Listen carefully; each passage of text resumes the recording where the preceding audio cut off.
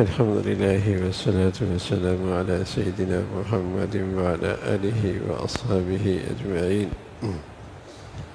الحمد لله والصلاة والسلام على سيدنا محمد وعلى آله وأصحابه أجمعين، أما بعد. عن أبي هريرة رضي الله تعالى عنه قال قال رسول الله صلى الله عليه وسلم من لم يسأل الله يغضب عليه. ابو ہریرہ فرماتے ہیں رضی اللہ تعالیٰ عنہ، پیارے رسول صلی اللہ علیہ وسلم نے فرمایا جو اللہ تعالیٰ سے نہ مانگے اس پہ اللہ تعالیٰ ناراض ہوتے. جو اللہ تعالیٰ سے نہ مانگے اللہ تعالیٰ اس سے ناراض ہوتے.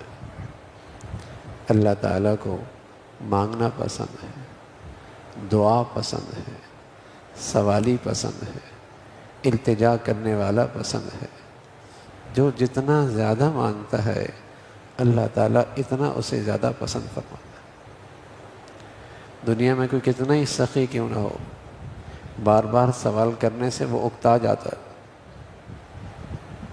اسے ناگوار ہونے لگتا ہے. لیکن یہ سخی کا عجیب دربار ہے، جو نہ مانگے اس سے ناراض ہوتا ہے، اور جو جتنا زیادہ سوالی ہو اس کے در کا اس سے اتنا زیادہ محبت اور پسند کرتا ہے. تو پیارے رسول صلی اللہ علیہ وسلم نے فرمایا کہ اللہ تعالیٰ اس شخص سے ناراض ہوتے ہیں جو اللہ تعالیٰ سے نہیں مانگتا.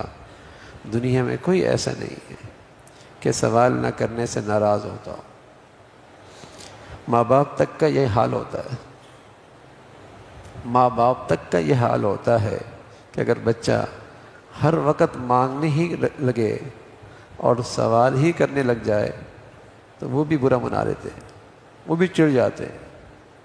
لیکن پیارے رسول صلی اللہ علیہ وسلم نے فرمایا اللہ تعالیٰ ایسے رحیم ہیں اور ایسے کریم ہیں اور اپنے بندوں پر اتنے مہربان ہیں، جو بندہ اس سے نہ مانگے اس سے ناراض ہوتے ہیں، اور جو اس سے مانگتے ہی رہے اس سے پیار کرتے ہیں.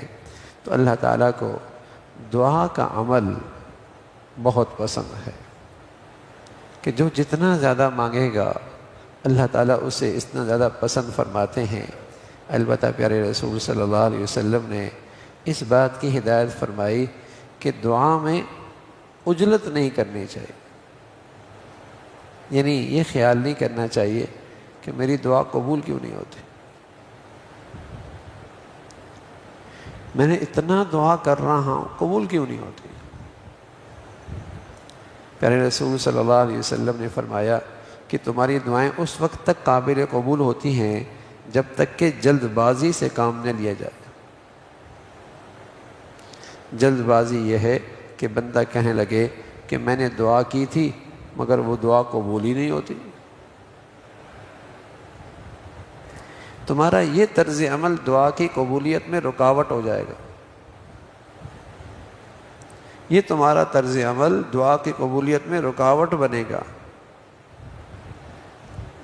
قبولیت کے لیے جلد بازی نہ کیجیے، اس لیے کہ دعا بارگاہ خداوندی میں ایک عریضہ ہے، ایک معروضہ پیش کرنا ہے، اور وہ مالک الملک ہے، وہ قادر مطلق ہے. چاہے تو اسی لمحے اپنے بندے کی وہ دے دے جو اس نے مانگا ہے، لیکن یہ اس کے حکمت کا تقاضا نہیں ہے. یہ اس کی حکمت کا تقاضا نہیں ہے کہ وہ اس نادان کی ہر خواہش اس کی چاہت کے مطابق پورا کر دے، بلکہ بس اوقات اس بندے کی مصلحت اسی میں ہوتی ہے کہ اس کی مانگ جلدی پوری نہ ہو. اس لیے تو وہ تو حکیم ہے اور وہ تو علیم ہے اور وہ تو رحیم ہے. بندہ اپنی کم علمی سے اپنی نادانی میں کوئی چیز مانگ رہا، لیکن وہ ذات تو حکیم ہے، علیم ہے، رحیم ہے. تو وہ جانتا ہے کہ بندے کی مصلحت اسی میں ہے کہ اس کی یہ مانگ جلدی پوری نہ کی جائے. لیکن چونکہ انسان کے خمیر میں، طبیعت میں جلد بازی ہے، اس لیے وہ چاہتا ہے کہ بس جو میں مانگ رہا ہوں وہ فوراً مل جائے. اور جب ایسا نہیں ہوتا تو مایوس ہو کے دعا کرنا ہی چھوڑ دیتا ہے، دعا کرنا ہی چھوڑ دیتا ہے، اور یہ انسان کی غلطی ہے، اور جس کی وجہ سے وہ دعا کی قبولیت کا مستحق نہیں رہتا، گویا کہ یہ جلد بازی اس کے لیے محرومی کا باعث ہوتی ہے۔ اس لیے پیارے رسول صلی اللہ علیہ وسلم نے فرمایا کہ دعا کیجئے اور خوب قبول کیجئے، بندے کے لیے اسی میں مصلحت ہے کہ وہ فقیر بن کے مانگتا رہے اور یقین کرے کہ وہ ارحم الراحمین ہے، اس کی رحمت دیر سویر ضرور اس کی طرف متوجہ ہو۔ فقیر بن کے بس مانگتا رہے اور امید رکھے کہ وہ ذات ارحم الراحمین، مہربانوں کا مہربان ہے، مہربانوں کا مہربان ہے، دیر سویر میں اس کی رحمت ضرور متوجہ ہوگی۔ کبھی کبھی بہت سے بندوں کی دعا جو بڑے اخلاص کے ساتھ اور بڑے اضطرار کے ساتھ کرتے ہیں، اللہ کے مخلص بندے ہوتے ہیں، نیک بندے ہوتے ہیں، پرہیزگار ہوتے ہیں، لقمہ حلال کھانے والے ہوتے ہیں، اور ہوتے بھی مضطر ہیں، تکلیف میں ہوتے ہیں، اور وہ دعا کرتے ہیں، لیکن ان کی دعا بھی جلدی قبول نہیں ہوتی۔ اس دعا کا تسلسل ان کے لیے اللہ کے قرب کا ایک خاص ذریعہ ہوتا ہے، چونکہ دعا قبول نہیں ہو رہی اور وہ مسلسل دعائیں کر رہے ہیں، اور یہ مسلسل دعائیں ان کا اللہ کا قرب کا ایک خاص ذریعہ ہے، اور انہیں اللہ کا قرب کا ایک اعلیٰ مقام مل رہا ہے۔ اگر ان کی منشا کے مطابق ان کی دعا جلدی قبول کر لی جائے تو اس عظیم نعمت سے محروم ہو جائے۔ سبحان اللہ، اس عظیم نعمت سے محروم ہو۔ بس اوقات خیال آتا ہے کہ یہ اتنی قربانیاں بھی دے رہے ہیں، یہ اللہ کے نیک بندے بھی ہیں، یہ ایسے ایمان والے بھی ہیں، اور اتنی فریادیں بھی کر رہے ہیں، دعائیں بھی کر رہے ہیں، اور پھر ان کی دعا قبول کیوں نہیں ہوتی؟ پھر ان کی دعا قبول نہیں ہوتی۔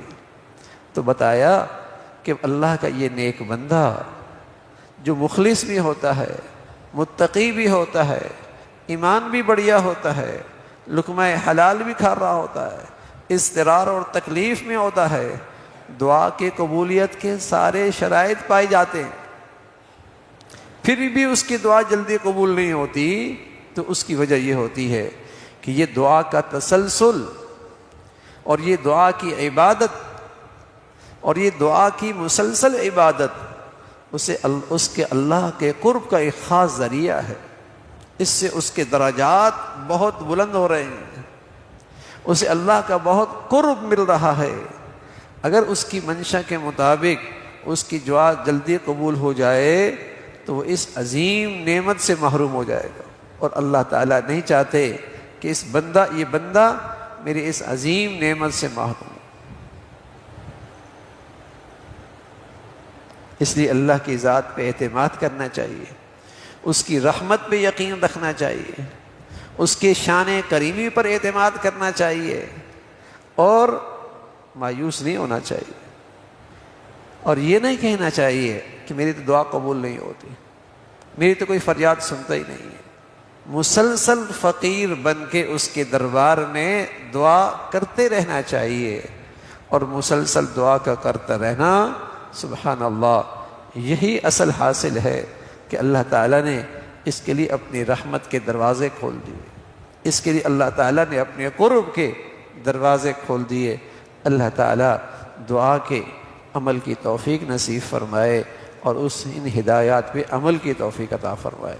اللہم لک الحمد کلو ولک الشکر کلو، اللہم اعنا علی ذکرک و شکرک و حسن عبادتک، اللہم اعنا علی ذکرک و شکرک و حسن عبادتک، نستغفر اللہ و نتوب الیک، نستغفر اللہ و نتوب الیک، نستغفر اللہ و نتوب الیک۔ سبحان ربک رب العزة عما یصفون وسلام علی المرسلین والحمد للہ۔